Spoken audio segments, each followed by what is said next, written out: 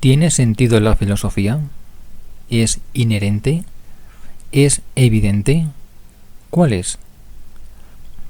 Hubiese sido suficiente lo grabado en los capítulos precedentes para desechar la filosofía, pero la definición que ofrece el diccionario sobre la palabra sentido deja algún resquicio que conviene aclarar. La palabra sentido tiene varias acepciones coloquiales en español. Lo más habitual en el contexto es tomar como significado de la palabra sentido aquello que tiene lógica, explicación o coherencia. Por otro lado, se suele expresar como orientación. Casi nadie se pregunta por el sentido de la lógica, la matemática, las ciencias o las humanidades, pues en algún grado la mayoría de las personas saben cuál es el sentido de aquellas. En cambio, la naturaleza de la filosofía invita a preguntarse por algún sentido de esta. Por el contrario, el sentido de la filosofía siempre ha estado y está en entredicho, incluso dentro de su comunidad. Para que la filosofía tenga sentido, antes ha de existir esta y los filósofos, pero se ha llegado a la conclusión, por los capítulos anteriores, que ni la primera ni los últimos existen. En resumen, la filosofía carece de origen, de historia, definición o método. El resto de parámetros que pueden sostener la existencia de un saber humano no los cumple la filosofía. Por tanto, la filosofía no tiene sentido.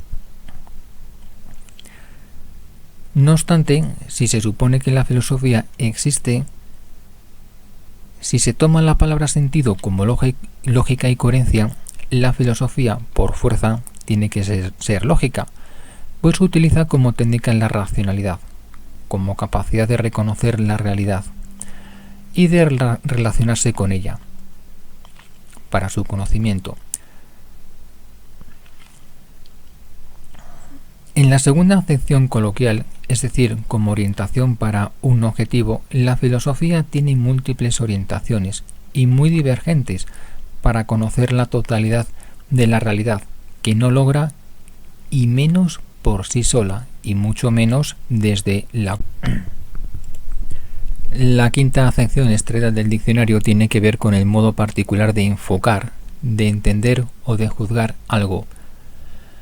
No es exclusivo de la filosofía, es una capacidad de los saberes racionales con más atino y resultados que la filosofía. Aplicado a la filosofía, se podría escribir que ha demostrado a lo largo de la historia de la racionalidad que su único, supuesto modo particular de enfocar, de entender o juzgar algo es analizar de modo racional y sin instrumentos, conceptos e ideas, llegando a un sinnúmero de divergencias, muchas de ellas parciales, sobre la realidad. Por tanto, este modo racional no difiere de la labor inicial de las ciencias y las humanidades.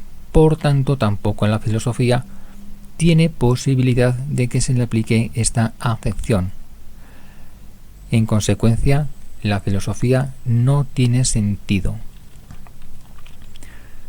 Como habilidad o destreza para hacer algo o para juzgar bien en ello, es obvio que la filosofía no hace algo como comúnmente se entiende este hacer algo. Asimismo, tampoco es quien para juzgar o moderar, a excepción de quien lo decida.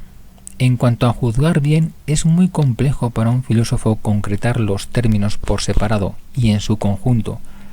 Es decir, la comunidad filosófica o algún filósofo no llegarían a un consenso, más bien existirían 1001 divergencias en el supuesto cometido de que se le encargase definir estos términos.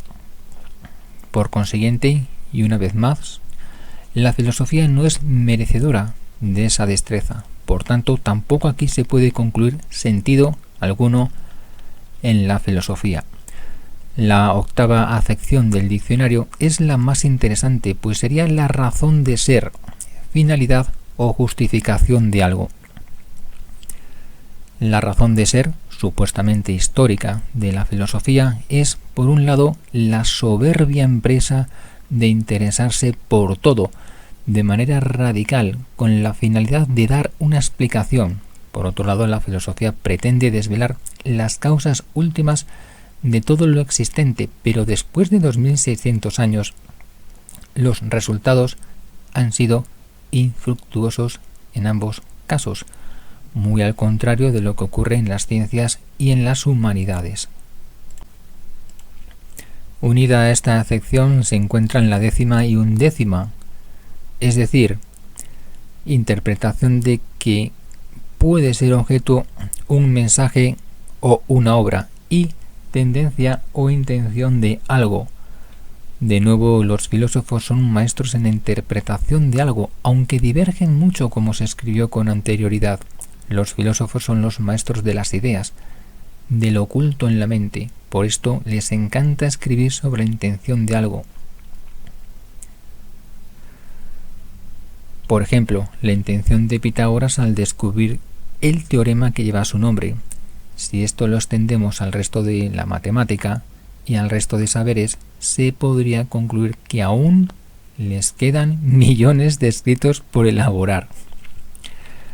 La filosofía, a pesar de esto, no se agota al decir y escribir argumentos suntuosos y fatuos, como que es la búsqueda de la verdad, que es una tarea inagotable, que ha de ser continuamente revisada, que la filosofía es un modo de ser y una manera de conocer. La ciencia primera, una actitud, que se hace preguntas esenciales, que es una empresa individual, y otras tantas cursilerías.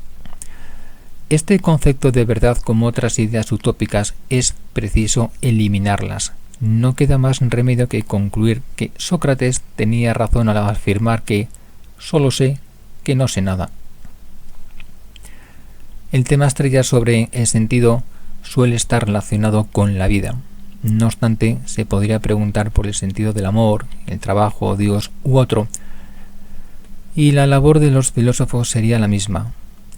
Nada, o como poco, embrollar. La pregunta es sencilla, no así su respuesta, que depende de cada persona, sus creencias y vivencias, pero no es el objeto de este libro, salvo para sacarlo a la palestra. ¿Es competente la filosofía para responder a esta pregunta? No, claramente no.